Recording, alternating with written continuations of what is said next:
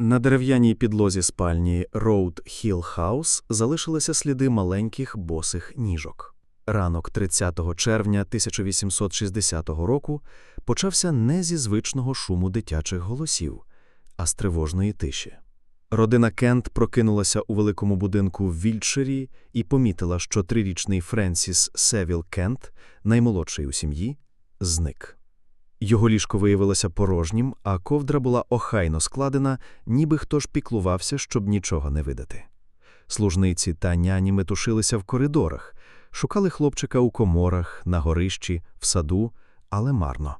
Кожна хвилина підсилювала паніку, бо двері будинку виявилися зачинені зсередини, і єдина відкрита заслінка вела у темряву назовні.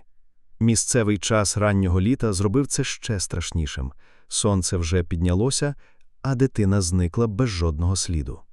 Чоловік і господар будинку Семюел Кент, службовець із високою посадою в текстильній інспекції, наказав обшукати все довкола. За спогадами сучасників, у тій сцені змішалися крики служниць, приглушені ридання матері і сухі розпорядження батька.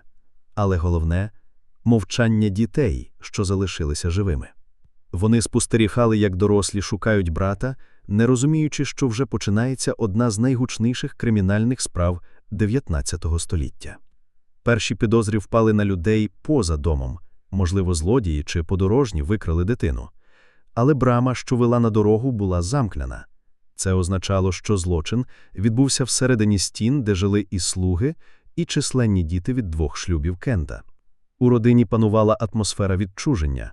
Друга дружина, мачуха, Констанс тримала дистанцію від дітей попередньої жінки, а старші сестри і брати почувалися зайвими. Цей побутовий конфлікт, непомітний для стороннього ока, згодом стане ключем до розуміння трагедії. Усвідомлення, що дитина могла зникнути серед ночі в замкненому домі, викликало справжній холод у серцях. У маленькому Вільтширі ще ніколи не траплялося нічого подібного. І тепер люди говорили про Роуд Хілл Хаус як про місце темної таємниці. Ще до появи слідчих, ще до газетних шпальт, родина Кентів опинилася в ролі в'язнів власного дому, де кожен куток почав виглядати підозріло. У цій ранковій метушні крики служниць, розкидані речі і відчинені двері в покої заклалося зерно історії, яка сколихне Англію. І поки батько намагався тримати порядок, а мати благала знайти сина, сам будинок мовчав, зберігаючи головну відповідь у своїх стінах. Туман, що піднімався над зеленими пагорбами Вілтширу, створював враження спокою й умиротворення. Селище Роуд, де стояв Роуд Хілл Хаус, здавалося місцем далеким від шуму індустріальних міст і політичних криз Лондона. У середині 19 століття ця частина Англії жила за звичним ритмом. Фабрики на півночі, сільські громади на півдні, старі парафії, де кожен знав сусіда. Але саме ця тиша стала контрастом для історії, що розгорталася. Родина Кентів була символом поваги і заможності. Семюел Кент обіймав посаду інспектора з текстильної промисловості, а це означало стабільний дохід, певний авторитет і, що важливо, належність до середнього класу, що тоді набирав ваги. Його будинок, Роуд Хілл Хаус, стояв осторонь від головної дороги і демонстрував достаток. Просторі кімнати, численні слуги, сад, оточений кам'яною стіною. Для сусідів ця родина була взірцем правильного життя. Проте за високими стінами ховалося інше – сімейна напруга, другий шлюб, діти від 2 дружин, суперництво між старшими та молодшими. Слуги, що мешкали в будинку, знали більше, ніж бачили зовнішні відвідувачі. Вони чули сварки, бачили холод у стосунках, відчували напруження між Констанс Кент і мачухою Мері Прат. За версією пізніших свідчень, дівчина жила з почуттям несправедливості. Батько приділяв більше уваги другій родині, а перші діти залишалися у тіні. Саме цей невидимий конфлікт побуту згодом вирине у центрі справи. Коли зник Френсіс, маленьке селище замерло. Новина поширилась миттєво. У провінційній Англії будь-яка трагедія ставала темою для церковних розмов і базарних пліток. Люди не вірили, що у пристойному домі могло статися щось настільки жахливе. Але чутки наростали. Хтось говорив про невідомих злодіїв, інші про провину самих Кентів. Особливо привертала увагу атмосфера закритості в Роуд-Хіл-Хаус. Зачинені брати, велика кількість слуг, відчуженість родини. Для Вілтширу це було потрясінням. Ніби сама провінція раптом зіткнулася з темною стороною власної ідилії. У місцевих газетах уже в перші дні з'явилися нотатки про зникнення дитини, і журналісти швидко зрозуміли – ця справа виходить далеко за межі побутового злочину. Вона торкалася соціальних питань, честі середнього класу, ролі сім'ї, довіри до слуг. І хоча трагедія відбулася в маленькому селищі, наслідки мали стати загальнонаціональними. Село дивилося на Роуд-Хіл-Хаус з підозрінням. Кам'яні стіни, які раніше уособлювали добробут, тепер здавалися в'язницею, де хтось приховує правду. І поки жандарми розпочинали перші опитування, усі розуміли, цей будинок більше не буде сприйматися як символ благополуччя. Ранкові пошуки тривали кілька годин, і напруга росла. Слуги прочісували сад, перевіряли підвали, зазирали в колодязі. Урешті увага зосередилася на старій вбиральні, кам'яній споруді біля задньої стіни будинку, де були вигрібні ями. Коли служниця підняла важку дерев'яну кришку, погляд зустрів жахливу картину. У темній рідині лежало тіло маленького хлопчика. Це був Френсіс Севіл Кент. Його шия мала чіткі сліди ножових порізів, а сорочка була залита кров'ю. Сцена приголомшила навіть досвідчених слуг. Місце, яке зазвичай асоціювалося з побутом, тепер стало свідченням убивства. Виловлювати тіло довелося за допомогою жердини, і кожна дія супроводжувалася криками та риданнями. Селяни, що зібралися біля Роуд-Хіл-Хаус, не могли повірити, що жах так близько. Вілтшир ще не знав справ, де злочин торкався наймолодших, і смерть дитини у власному домі видавалася надприродною жорстокістю. Перший огляд засвідчив, хлопчик не міг вибратися сам, його винесли з ліжка і убили холодною зброєю. Злочин скоєно швидко, але з ознаками плану. Тіло заховали так, щоб знайти не одразу. Для сільської громади це стало підтвердженням найгіршого – убивця був серед своїх. Родина Кентів пережила шок. Мати Мері Прат зомліла, а батько наказав замкнути ворота, щоб ніхто не входив без дозволу. Але чутки розповзлися ще швидше за офіційні новини. Люди говорили, що злочин міг бути справою рук незадоволених слуг. Інші натякали на сімейний конфлікт, адже саме всередині дому лишався єдиний можливий злочинець. Офіційний слідчий із Вілтширу зафіксував місце злочину, зробив перші записи. Його слова про ретельно вчинене убивство розійшлися серед сусідів, які почали сприймати Роуд-Хіл-Хаус як будинок з темною славою. Смерть Френсіса не лише зламала родину, вона розділила все село на тих, хто співчував, і тих, хто підозрював. У звичайному, здавалося б, куточку побуту було знайдено найстрашніше свідчення. І тепер сам дім, де мали панувати порядок і дисципліна, перетворювався на символ прихованої жорстокості. Після виявлення тіла Френсіса стало зрозуміло, випадковим нападником справа не пояснюється. Усі двері і вікна Роуд-Хіл-Хаус були замкнені, а слідів стороннього вторгнення не знайшли. Це означало лише одне – убивця перебував усередині дому. Така думка миттєво отруїла атмосферу. Віднині кожен мешканець, від господаря до служниці, ставав підозрюваним. Першими в поле зору слідчих потрапили слуги. Їх було багато – кухарі, покоївки, няні. Для села і преси було зручно думати, що злочин скоїв хтось з нижчих, хто мав доступ до дитячої спальні. Але швидко виявилося, що їхні алібі перекривають одне одного. Вони спали в спільних кімнатах, і жоден не залишав постійних слідів, підозри. Натомість усе частіше з'являлися шепоти. Родина має свої тріщини. Семюел Кент на той час уже мав репутацію суворого та відстороненого батька. Його другий шлюб з Мері Прат створило напругу. Діти від першої дружини почувалися обділеними увагою. Серед них була і Констанс Кент, 16-річна дівчина, замкнена і похмура. Сусіди згадували, що вона часто уникала компанії, трималася відособлено. У поєднанні з жорсткою дисципліною батька це формувало образ родини, де любові буде менше, ніж правил.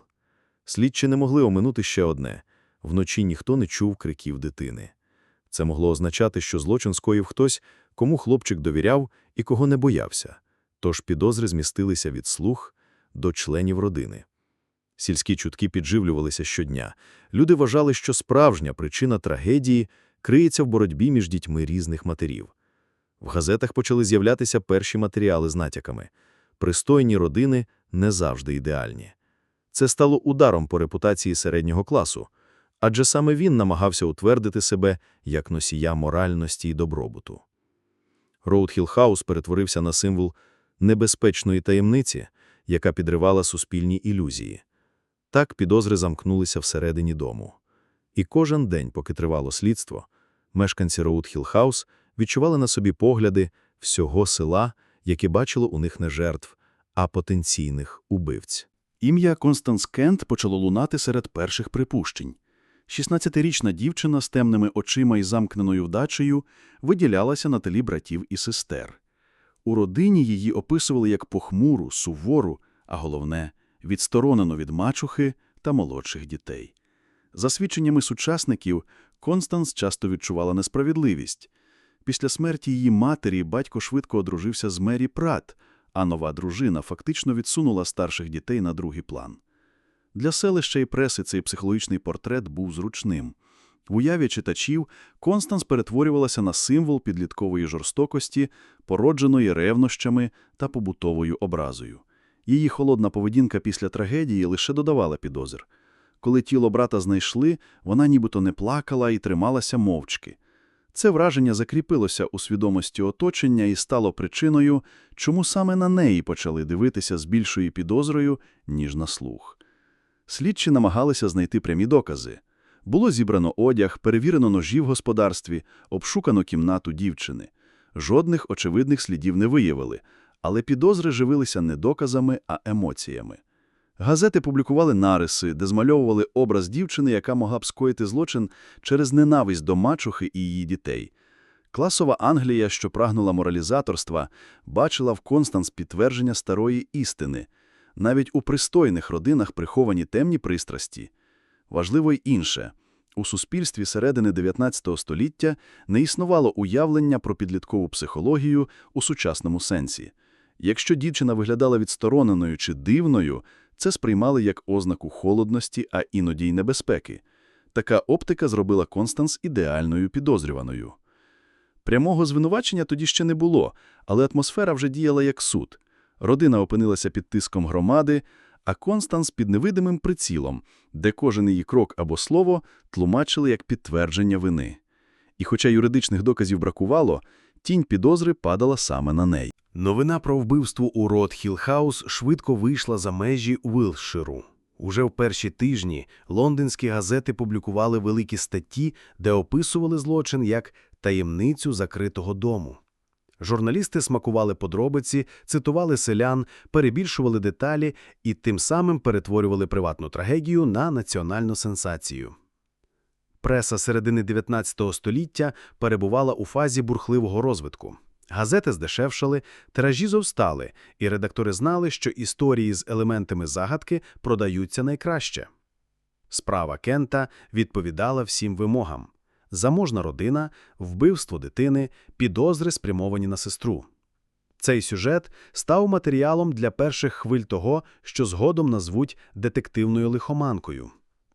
У статтях почали малювати психологічні портрети підозрюваних, слуги зображалися як потенційні змовники, родина – як осередок прихованих конфліктів.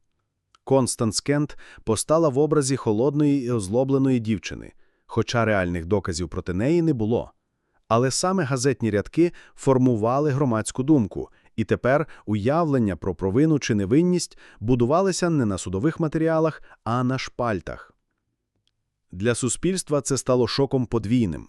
По-перше, злочин показав, що навіть пристойний дім може бути місцем жаху. По-друге, преса відкрито вторглася у приватне життя середнього класу.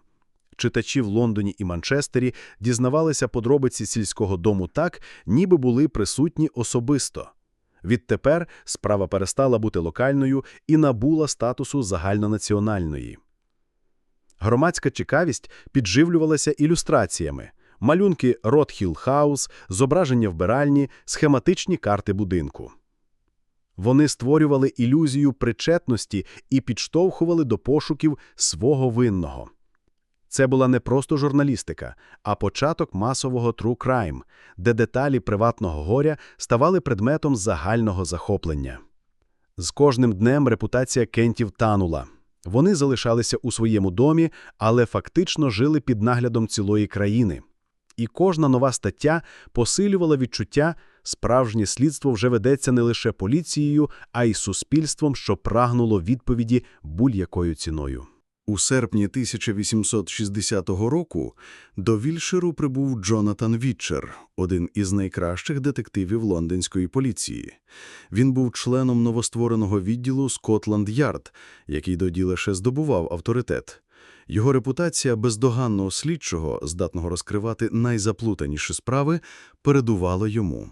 Для місцевих жителів поява столичного детектива була ознакою – справа Кентів має значення не лише для села, а й для всієї країни. Вітчер відразу звернув увагу на деталі, які могли здатися другорядними. Він перевірив кімнату Констанс, уважно розпитував про сімейні стосунки, шукав докази, що вказували б на особистий мотив.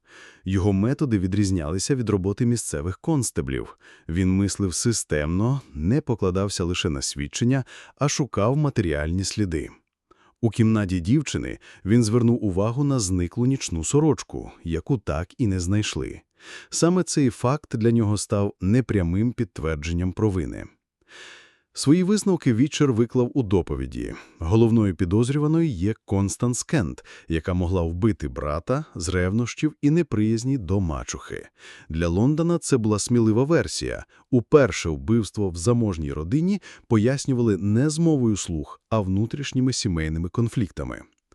Проте місцеве суспільство зустріло це з обуренням. Заможні класи Вільширу не хотіли миритися з тим, що детектив зі столиці фактично звинуватив юну дівчину з гарної родини.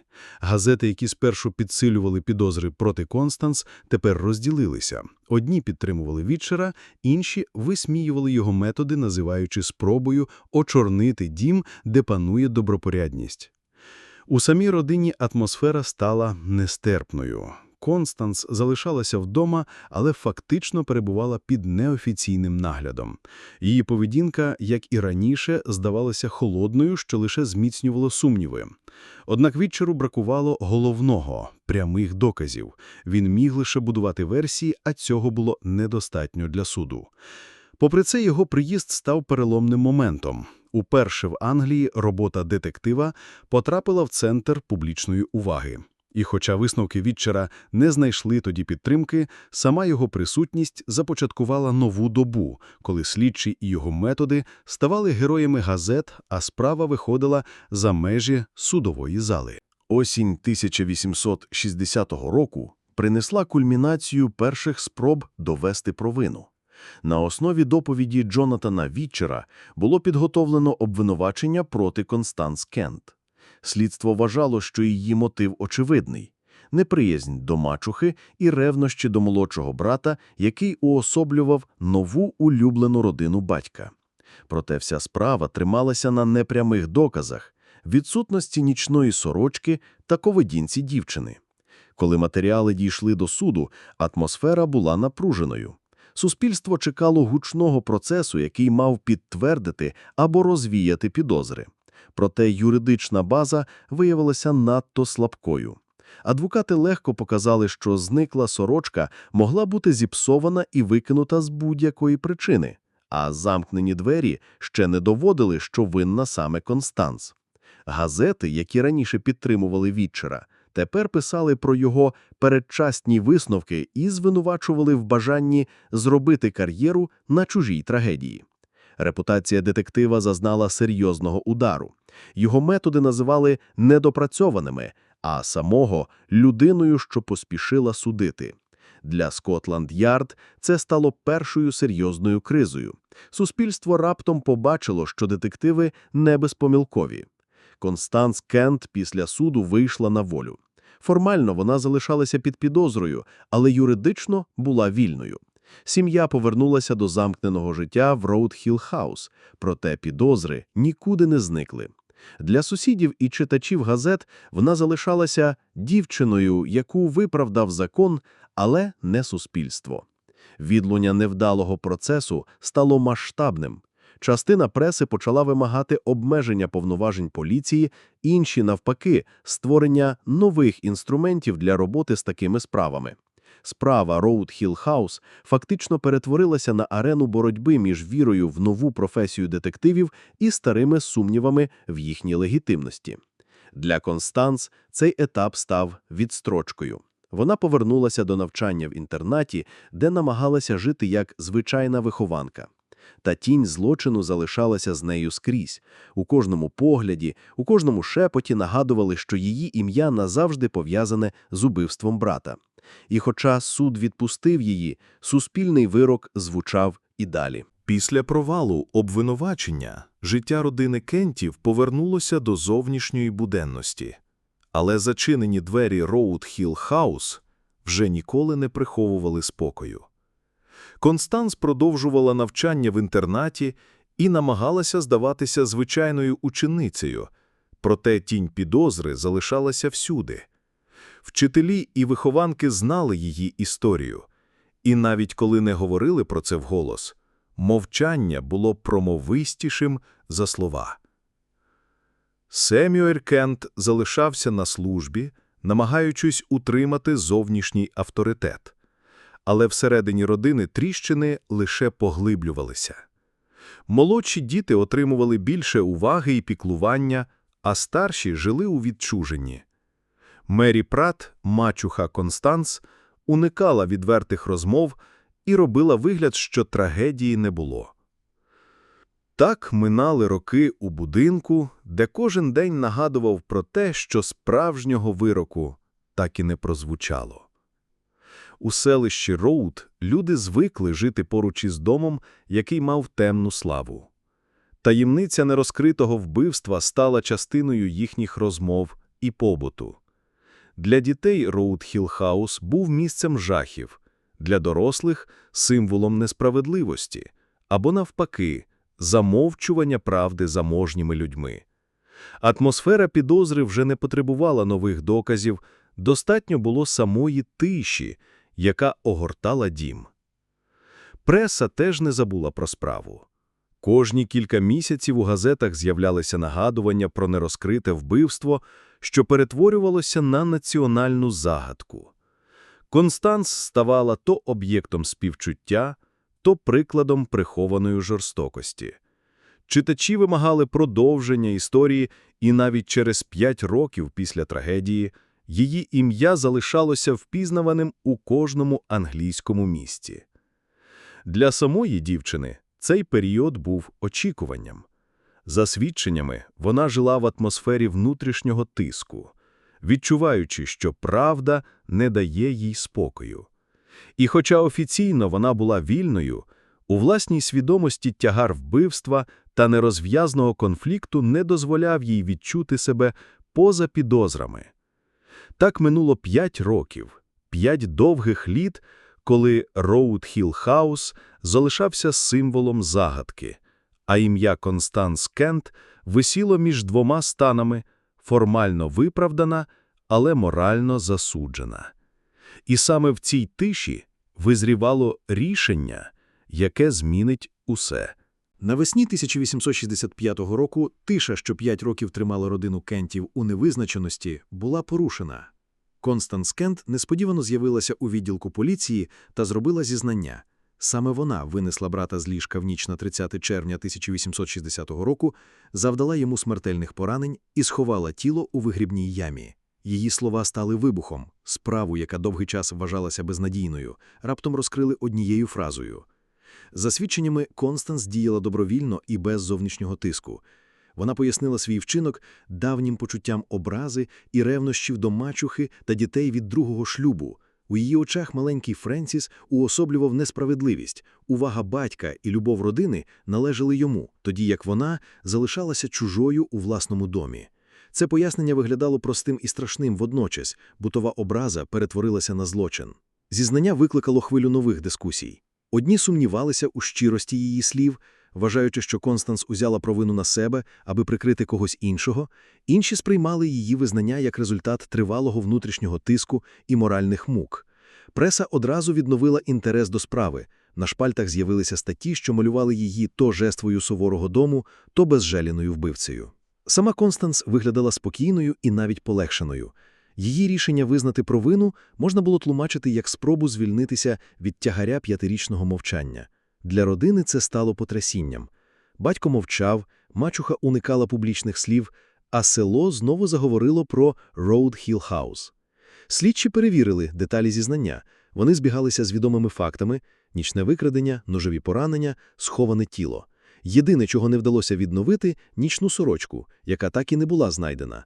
Та цього разу слова дівчини вистачило, щоб справа, що мучила країну, перейшла у завершальну фазу. Зізнання 1865 року стало символом. Не тільки злочин, а й каяття може змінити сприйняття людини. Англія знову сперечалась, чи варто було довіряти словам юної жінки, але одне було очевидним – таємниця Роуд Хілл Хаус більше не залишалася нерозкритою. Суд над Констанс Кент у 1865 році привернув увагу всієї Англії. Зала була переповнена журналістами, юристами та цікавими, які прагнули побачити дівчину, що зізналися у вбивстві брата. Атмосфера була напруженою. Справа, яку 5 років обговорювали у газетах і салонах, нарешті дійшла до свого фіналу. Під час процесу адвокати не намагалися заперечувати факт зізнання. Навпаки, вони будували захист на її молодому віці, психологічному стані та внутрішньому тиску. Багато хто вважав, що злочин став результатом не лише особистої жорстокості, а й суворої атмосфери Роуд Хілл Хаус, де старші діти почувалися відкинутими. Аргументи зводилися до того, що Констанс була не лише винною, а й жертвою власного оточення. Суд визнав її винною у вбивстві Френсіса Севіла Кента і виніс вирок – довічне ув'язнення. Однак одразу пролунали заклики до пом'якшення покарання. У суспільстві точилася дискусія, чи заслуговує дівчина на довічний осуд, якщо її вчинок був породжений не лише особистими мотивами, а й обставинами, які вона не могла контролювати. Зрештою, вирок залишили чинним, але з можливістю перегляду в майбутньому. Життя у в'язниці стало новим етапом для Констанс. Вона провела десятиліття за ґратами, працюючи у швейних майстернях, беручи участь у релігійних службах і поступово змінюючись у поглядах. Свідки тих років згадували, що вона поводилася спокійно, без виклику, і з часом навіть здобула репутацію зразкової ув'язненої. Для багатьох це було доказом щирого каяття, для інших – спробою пристосуватися. Ім'я Констанс не сходило з газетних шпальт ще довго після вироку. Одні статті писали про «зцілення через покарання», інші – про несправедливість системи, яка зробила молоду жінку символом злочину. Її образ залишався суперечливим – вбивця чи жертва, символ жорстокості чи приклад каяття. Так вирок ставив формальну крапку, але суспільні дебати лише розгорілися. Констанс продовжувала жити у в'язниці, а її ім'я – жити у публічному просторі, нагадуючи Англії про тонку межу між провиною і обставинами. Після вироку 1865 року справа Роуд Хілл Хаус перетворилася на культурний феномен. Газети не лише інформували про перебіг суду, вони зробили історію частиною щоденного життя Англії. Читачі стежили за кожною деталею, від опису вбрання Констанс у залі до її поведінки у в'язниці. У результаті виникло явище, яке пізніше назвуть детективною лихоманкою. Саме на хвилі цієї справи зросла популярність детективної літератури. Чарльз Діккенс, уже визнаний письменник, коментував подію в особистих листах, а інші автори почали створювати тексти, натхненні образом замкненого дому та таємниці вбивства. Виникла нова мода. Читачі прагнули історій про злочини, розслідування і справедливість. Водночас самі детективи, такі як Джонатан Вічер, ставали героями для обговорення. Одні називали їх піонерами науки, інші висміювали їхню недосконалість. Преса продовжувала формувати образ Констанс. Для одних вона була злочинницею, яка вбила з ревнощів і жорстокості, для інших – жертвою класової системи, де діти від першого шлюбу не мали голосу. Газетні статті часто підкреслювали, що справа відкрила небезпечну прірву між зовнішнім образом пристойності середнього класу і внутрішніми конфліктами, прихованими за стінами. Ілюстровані видання друкували малюнки Роуд Хіл Хаус, портрети Констанс, схеми розташування кімнат. Люди купували їх із тією жагою, з якою раніше стежили за політикою чи театральними новинами.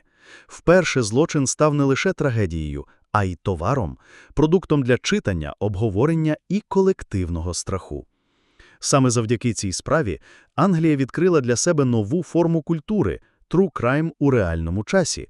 Суспільство вчилося жити з думкою, що злочини не обов'язково відбуваються у темних нетрях, іноді вони народжуються у власних вітальнях і спальнях.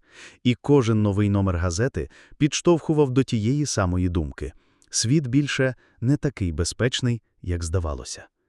Доля Констанс, вирок і спадщина цієї справи стали основою для розмов, які тривали десятиліттями, а сам Роуд Хіл Хаус залишився у пам'яті як місце, де почалася не лише трагедія однієї сім'ї, а й народилася нова ера суспільної цікавості до детективів та їхніх таємниць. Минуло понад століття, але справа Роуд Хіл Хаус залишається символом епохи. Вона показала, що злочин може народжуватися не лише на вулицях чи в бідних кварталах, а й у домах, які здавалися взірцями порядку та пристойності. Ім'я Констанс Кент стало відоме далеко за межами Вілтширу. Воно увійшло в історію Англії поруч із першими кроками професії детектива та народженням культури true crime. Ув'язнена на довгі роки, Констанс так і залишилася суперечливою постаттю. Для одних вона була холодною вбивцею, що скоїла злочин із ревнощів, для інших – дівчиною зломленою суворою дисципліною та байдужістю власного дому. І навіть її зізнання не стало остаточною відповіддю. Сумніви в щирості слів супроводжували її життя. Справа Роуд Хіл Хаус спричинила детективну лихоманку, яка змінила літературу, журналістику і саме уявлення про розслідування. Вона відкрила шлях для письменників, що створювали новий жанр, і для суспільства, яке звикло дивитися на злочини не лише зі страхом, а й з цікавістю. Пам'ять про Роуд Хіл Хаус нагадує, історії злочинів – це не лише факти, а й дзеркало суспільства. Кожна така справа відкриває приховані конфлікти, показує крихкість родинних і соціальних зв'язків. І тому ця історія звучить і сьогодні, як застереження, як урок і як частина колективної пам'яті. Правда про ніч у Вілтширі, можливо, назавжди залишиться з відтінком загадки. Але сама історія доводить, пам'ять живе не в судових вироках, а в тому, як ми розповідаємо і слухаємо. І сьогодні, перегортаючи сторінки минулого, ми знову повертаємося до Роуд Хіл Хаус.